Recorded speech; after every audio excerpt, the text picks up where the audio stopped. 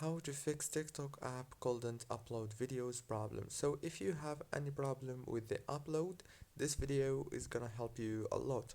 So all what you have to do, guys, is very simple.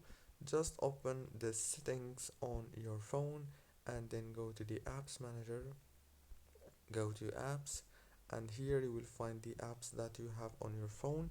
Just search for TikTok and click on it like this, and then go to the top. Here you will find this force stop option, click on it, and then go to the power usage details and go down. Here you will find force stop, click on it again, go back, go back like this, and then go to the settings again and click on wireless and networks, and this time click on the airplane mode, enable it and disable it, and do the same thing with the Wi-Fi, disable it and enable it again. Restart your phone and reopen TikTok. Don't forget to like, subscribe if this video was helpful.